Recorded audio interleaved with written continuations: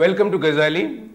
Our today's guest is Mr. Subhash Dandekar. He is the Chairman Emeritus, there is the Honorary Chairman of Kokio Camlin. When my father was about 10 years old, his father, this was in about 1940, had gone to Bombay and brought a little bottle of camel ink for my father when he was 10 years old. When I was 10 years old, we used to go to Bombay with my father, and we used to go to this little shop which is in Dadar, where the camel showroom was there. And as a little boy, I was fascinated with all these colors, and we used to buy colors for my father. Now I go with my son, and then I buy camel colors and camel ink. The man who first introduced color in India, basically art material, color for painting, not for painting walls, but for color for painting, is Mr. Subhash Dandekar. And I think we owe him a lot, especially all the artist community of India. So we would like you to tell us how the whole thing began, how the company Camlin started. In 1931, company was started. It was started as a Dandekar company, proprietary company, by my father, who had done his BSc with chemistry in those days. 1927, he completed his BSc with chemistry from Institute of Science, Mumbai. And then that was the time when Mahatma Gandhi had launched Swadeshi movement. And he used to say that don't use foreign brand. And there was a movement by which consumers were asked to burn all the foreign brand. So he was inspired by that movement. And for about 6 months he worked in it was then known as King George High School in Dadar, as a teacher of chemistry. But then it was firmly rooted in his mind that he will do something original, which is not made in India. So one day he was sitting in a shop and he saw a poster. It was a poster of Camel cigarette, which was very popular in America. But below that poster, there was a baseline which said, "I will walk a mile for camel." So then he suddenly said that I will because before that he had almost decided to go into some educational product. And he had zeroed on ink. Yeah. And then he had to decide about the brand. So when he saw that poster and when that baseline said, "I will walk a mile for camel," it indicated that consumer will walk a mile till he or she gets the product in the shop. Product. So he started the ink. Yeah. No, then he said, yeah, he started the ink, but then he was not decided on the brand. So he thought that Camel will be a good name for the brand for two, three reasons which came in mind. Because now it is established in the marketing by marketing experts that the brand should be very phonetically simple, should be very easy to pronounce, and whatever is pronounced should be clearly understood. So Camel that way was a very simple name, phonetically simple. Secondly, it should be acceptable to any religion, person from any religion. That passed the test in his mind. And third one was very important, is the camel is the animal which gives tremendous service. A faithful animal gives service to the human being in the worst and difficult terrain. Especially in an arid region. And the art area was very arid at that time. So was education. Correct.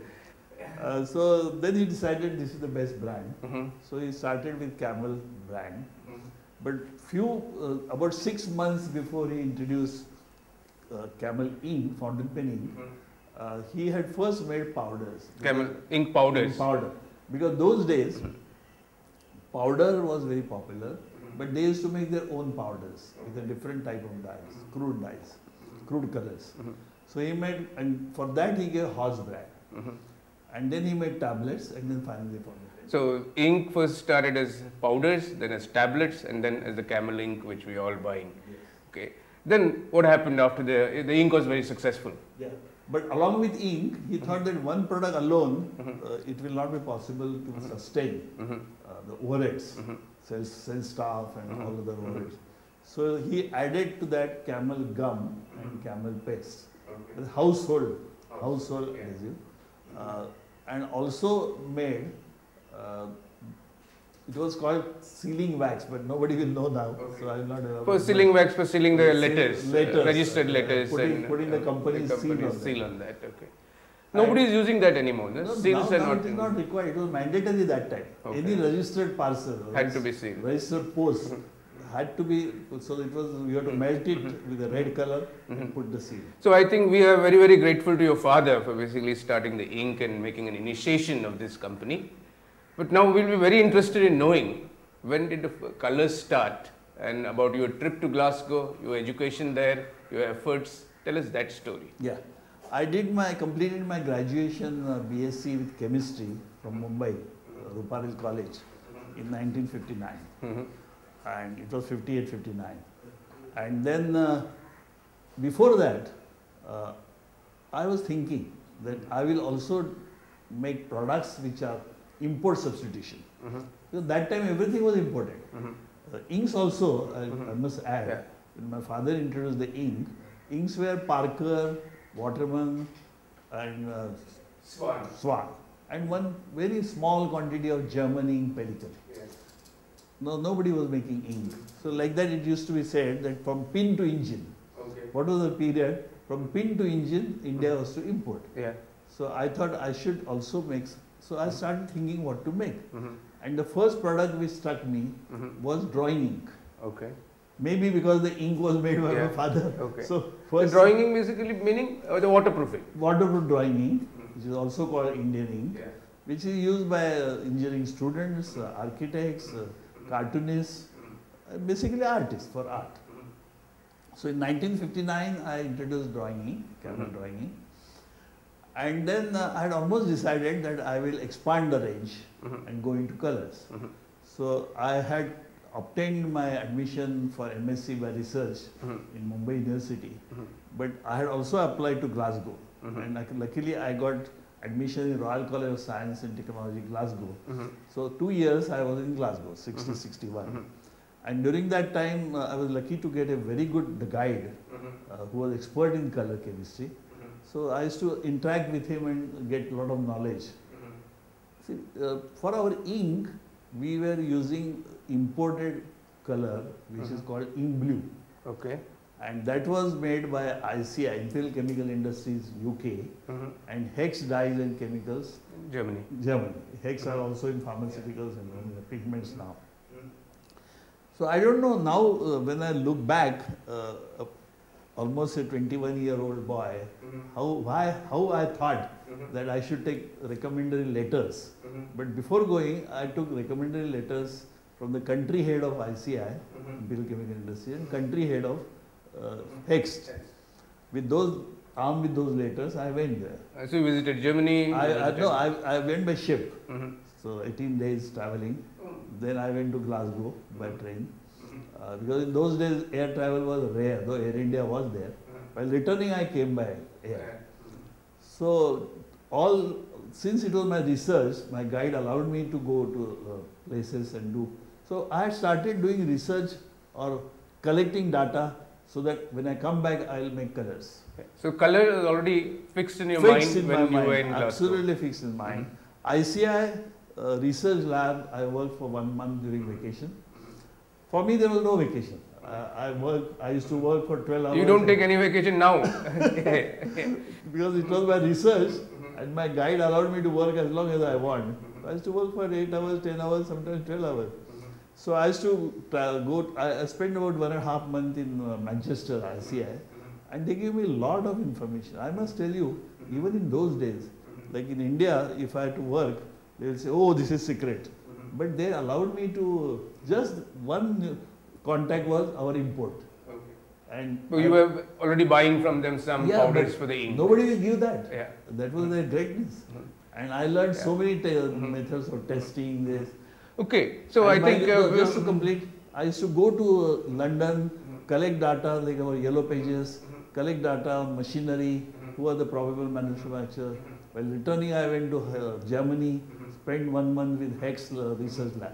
I think this is a great thing to learn for young students, because here he was in England and not thinking of finding a job when he comes back, but he was basically thinking of creating a product, creating a new thing and creating colors. And I must add, during this time, which is in 1960s, 61, the total import of colors, all the colors in India were imported from Winston and Newton and Reeves and other companies.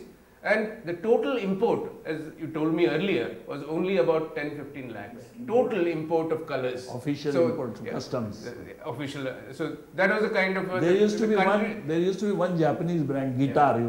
They used to make only watercolor. So then you decided to add color to the country, and the results are very clear to us. So let's talk about your first products and how this mission with colors started. I really consider it a mission.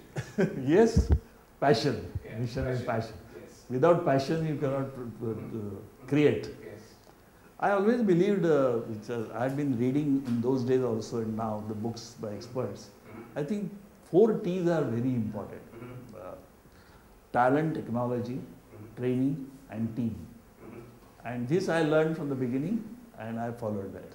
So when I came back in almost end 61, September, October 30. I immediately started working. Our factory was already there, lab was already there for inks and other stationery products. So I told my father that I need a specialty, I need a lab and I want to import some equipment and have some my equipment for research.